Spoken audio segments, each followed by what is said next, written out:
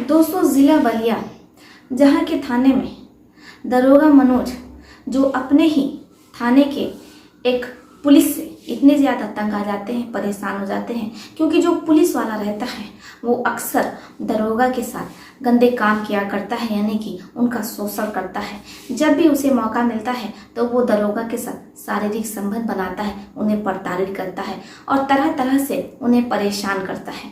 अब चूंकि वो रहते दरोगा है, पुलिस से उनका जो पद रहता है वो कहीं ज़्यादा ऊंचा रहता है। लेकिन आखिर दोस्तों ऐसा क्या था दरोगा और पुलिस के बीच में कि जो पुलिस रहता है वो अपने से ऊंचे, अपने से बड़े अधिकारी को इतना ज़्यादा परेशान करता है और उनके साथ शारीरिक संबंध बनाता है। दोस्तों, आपको बहुत ज़्यादा उत्सुकता हो रही होगी। कहानी जो है वो बहुत ही इंटरेस्टिंग है, सच्ची घटना पर आधारित है और इस कहानी से आपको बहुत कुछ सीखने को मिलेगा। लेकिन दोस्तों उससे पहले हम आप लोगों से कुछ कहना चाहते हैं। हमारा चैनल नया है, आप लोगों के प्यार की सपोर्ट की बेहद ज़रूरत है। अगर आप लोगों ने अभी तक चैनल को सब्सक्राइब नहीं किया है तो कर लीजिए। साथ ही कमेंट बॉक्स में आप लोग हमारे लिए एक अच्छा सा प्यारा सा कमेंट लिख सकते हैं। दोस्तों, आप लोगों को पता है कि मैं आपके कमेंट का रिप्लाई भी करती हूँ, तो इसलिए एक कमेंट हमें ज़रूर लिखिए। तो चलिए दोस्तों शुरू करते हैं आज की ये कहानी। बनी रही है हमारे साथ अंत तक। दरोगा मनोज जो एक बहुत ही सभ्य व्यक्ति रहते हैं। अब उनकी नियुक्ति जिला बरेली में होती है। शुरू में सब कुछ अच्छा चलता है। अब इनके ही थाने में एक पुलिस काम करता है जिसका नाम राहुल रहता है। दरोगा की राहुल पुलिस से अच्छी खासी दोस्ती हो जाती है, क्योंकि दोनों एक ही रूम लेकर के रूममेट की तरह रहते हैं। जो सरकारी क्वार्टर अक्सर पुलिस वालों को मिलता है तो वो इतना ज़्यादा छोटा होता है, छपरे का होता है। इस वजह से जो ये दोनों पुलिस वाले रहते हैं, एक दरोगा और एक पुलिस, वो दोनों शहर में ही एक आलीशान इलाके में यानी कि पॉश इलाके में अपना एक रूम ले लेते हैं।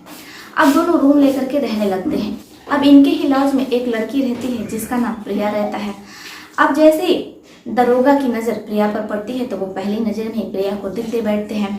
लेकिन जो राहुल रहता है उसे ये दिक्कत होती है, समस्या होती है। वो बार बार दरोगा से कहता है कि आखिर आप उस लड़की से बात क्यों करते हैं, आपको वो लड़की क्यों पसंद है। अब इधर जो दरोगा रहते हैं वो परेशान कि आखिर मेरी पसंद से, मेरी प्रेमिका से, मेरी गर्लफ्रेंड से पुलिस राहुल को क्या दिक्कत है। अब जो पुलिस वाला रहता है शुरू में तो वो ऐसे ही छोटी छोटी बातें कह करके टाल दिया करता था, लेकिन जैसे जैसे बात आगे बढ़ती है, यानी कि जो दरोगा रहते हैं और जो लड़की रहती है उनकी गर्लफ्रेंड प्रेमिका, अब उन दोनों के बीच दोस्ती के साथ साथ बात यहाँ तक पहुँच जाती है कि दोनों कमरे पर ही एक दूसरे के साथ शारीरिक संबंध बनाया करते, संभोग करते।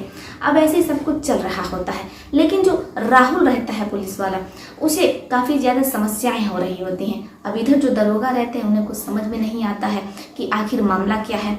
अब ऐसे में ही एक दिन जो प्रिया रहती है उसे गांव अपने जाना होता है। प्रिया अपने गांव चले जाती है। अब सब कुछ यहाँ तक तो बिल्कुल ठीक चल रहा होता है, लेकिन एक दिन दरोगा और पुलिस दोनों रूम पर ही बैठ करके, यानी कि अपने रेलिंग पर बैठ करके, मौसम बहुत सुहाना होता है, नशे का सेवन कर रहे होते हैं। अब दोनों इतने ज़्यादा नशे में हो जाते हैं कि रूम तक जाने में भी इन्हें बहुत ज़्यादा कठिनाई हो रही थी। अब राहुल इसी का फ़ायदा उठाता है। वो दरोगा को, यानी कि दरोगा मनोज को अंदर कमरे में ले जाने लगता है। अब जैसे ही वो दरोगा को बेड पर लेटाता है तो उसके बाद वो दरोगा की जो पैंट होती है उसे निकाल करके वहाँ फेंक देता है। फिर वो अपनी पैंट निकालता है। इसके बाद वो दरोगा के साथ गंदे काम करता है।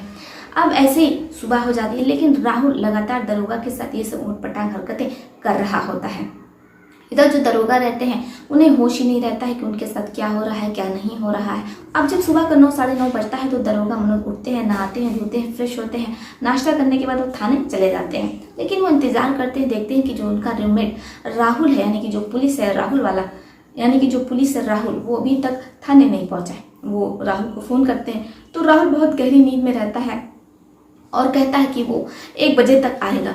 इधर जो दरोगा मनोज रहते हैं वो कुछ नहीं कहते हैं। इसके बाद जैसे 1 बजता है तो राहुल भी थाने पहुंच जाता है। अब दोनों अपना अपना काम करते हैं। सब कुछ सामान्य ही चल रहा होता है। अब शाम होती है, दोनों घर को लौटते हैं। इसके बाद दोनों रूम पर आते हैं और रात का खाना बनाने लगते हैं। दोनों रात का खाना साथ ही खाते हैं। अब सोने वाले होते हैं, तभी जो राहुल रहता है वो दरोगा के जो शरीर होता है उधर इधर उधर छूने लगता है। दरोगा मनोज जो काफ़ी ज़्यादा असहज महसूस कर रहे होते हैं कि क्या बात है, आखिर तुम ये सब क्या कर रहे हो, ये सब शोभा नहीं देता है। लेकिन जो राहुल रहता है वो लगातार दरोगा मनोज को इधर उधर छुए जा रहा था। अब दरोगा मनोज काफ़ी ज़्यादा झल्ला जाते हैं और वो हाथ चला देते हैं, यानी कि एक दो झापड़ वो पुलिस वाले राहुल को लगा देते हैं। अब जो राहुल रहता है वो काफ़ी ज़्यादा ताव में आ जाता है कि दरोगा ने उसे कैसे दो झापड़ लगा दिया। इसके बाद वो दरोगा के साथ ज़बरदस्ती करने लगता है। लेकिन जो दरोगा रहते हैं वो भी काफ़ी ज़्यादा हष्ट-पुष्ट रहते हैं, 6 फुट के रहते हैं।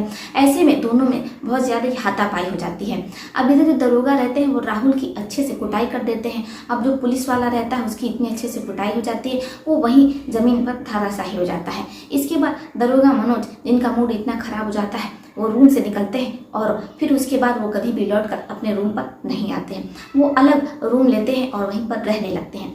लेकिन ये जो राहुल रहता है पुलिस वाला, ये उनको फ़ोन करता है, बार बार उनसे बात करने की कोशिश करता है, लेकिन दरोगा मनोज साफ मना कर देते हैं। अब इसके बाद जो राहुल रहता है पुलिस वाला, ये सीधे इनको व्हाट्सएप पर एक वीडियो भेजता है और कहता है कि मैंने आपको कुछ वीडियो भेजा है, आप उसे देखिएगा ज़रूर, वरना आपके साथ बहुत बुरा हो जाएगा। अब जो दरोगा मनोज रहते हैं वो अपना व्हाट्सएप खोलते हैं, जब व्हाट्सएप पर वो वीडियो पर क्लिक करते हैं तो उनके होश उड़ जाते हैं। जो कुछ भी राहुल ने गंदा काम दरोगा के साथ किया था वो सब उसने रिकॉर्ड कर लिया था और वही उसने दरोगा मनोज को भेज दिया था। अब जब दरोगा मनोज देखते हैं तो वो अपना आपा खो बैठते हैं, अपना होश खो बैठते हैं, क्योंकि उन्हें तो पता भी नहीं था कि नशे में उनके साथ इतना कुछ हो गया है, इतना बड़ा हादसा हो गया है। अब इधर जो राहुल रहता है फिर वो फ़ोन करता है, उठाते हैं तो कहता है कि ऐसा है दरोगा साहब, आज रात के 10 बजे आप हमारे यहाँ आ जाइएगा। अब जो दरोगा रहते हैं वो साफ मना कर देते हैं कि मैं नहीं आऊँगा। लेकिन जो पुलिस वाला रहता है राहुल, वो दरोगा मनोज को बार बार ब्लैकमेल करता है उसी वीडियो के आधार पर। अब जो दरोगा मनोज रहते हैं उन्हें मजबूरी में हर रात जाना पड़ता है राहुल के रूम पर और फिर वही जो राहुल रहता है वो दरोगा के साथ, यानी कि दरोगा मनोज के साथ यही सब गंदी हरकतें करता रहता है। ऐसे सब कुछ चलता रहता है। लेकिन दरोगा मनोज इन सब चीज़ों से इतने ज़्यादा तंग आ जाते हैं कि वो पुलिस वाला जो राहुल रहता है उसकी शिकायत अपने से बड़े अधिकारी से कर देते हैं। अब जब अधिकारी को इस बात की पता चलता ही है तो अधिकारी भी सन्न रह जाते हैं, उनके भी पैर तले ज़मीन खिसक जाती है कि आखिर कोई पुलिस वाला इतना कैसे गिर सकता है, और एक पुलिस वाले को भला आदमी में क्या ही इंटरेस्ट हो सकता है, एक पुरुष को पुरुष से क्या ही लगाव होगा, और एक पुरुष दूसरे पुरुष के साथ कैसे शारीरिक संबंध बना सकता है। उन्हें भी कुछ समझ में नहीं आता है। वो राहुल को बुलाते हैं और अच्छे से हड़काते हैं और कहते हैं कि अगर तुम बाज नहीं आओगे तो फिर संगीन धाराओं के अंतर्गत मुकदमा दर्ज करके हम तुम्हें जेल भेज देंगे। लेकिन जो राहुल रहता है वो अपने सीनियर अधिकारी के धमकाने पर, डराने पर भी नहीं डरता है। वो बार बार मनोज को, यानी कि दरोगा मनोज को परेशान कर रहा होता है, व्हाट्सएप पर चैटिंग करता रहता है, दरोगा मनोज को मैसेज भेजता रहता है। अब दरोगा मनोज अपना मोबाइल लेकर के सीधे अपने सीनियर अधिकारी के पास जाते हैं, पूरी मैसेज दिखा देते हैं। अब जैसे वो चैटिंग पढ़ते हैं तो एकदम आपे से बाहर हो जाते हैं। वो तुरंत जो पुलिस वाला रहता है राहुल, उसके रूम पर पहुंचते हैं, क्वार्टर पर पहुंचते हैं, वहां से उसको घसीटते हुए लेकर के आते हैं और संगीन धाराओं के अंतर्गत मुकदमा दर्ज होता है। फिर इसके बाद जो राहुल पुलिस वाला रहता है उसे जेल भेज दिया जाता है। यहाँ पर जो दरोगा मनोज की प्रेमिका रहती है गाँव से लौट आती है और फिर इसके बाद बड़े ही धूमधाम से दरोगा मनोज की शादी उसकी गर्लफ्रेंड प्रेमिका से हो जाती है। अब दोनों का एक परिवार रहता है, दोनों हंसी खुशी रह रहे होते हैं। दोस्तों, आशा करते हैं कि आपको ये कहानी बेहद पसंद आई होगी। अगर आपका इस पर कोई सुझाव है आप हमें कमेंट बॉक्स में दे सकते हैं। तो चलिए दोस्तों, फिर चलते हैं, मिलते हैं आपसे किसी और सच्ची कहानी में, किसी और सच्ची घटना में। तब तक के लिए आप अपना और अपने परिवार ध्यान रखिए। आदाब, सत श्री अकाल, नमस्कार।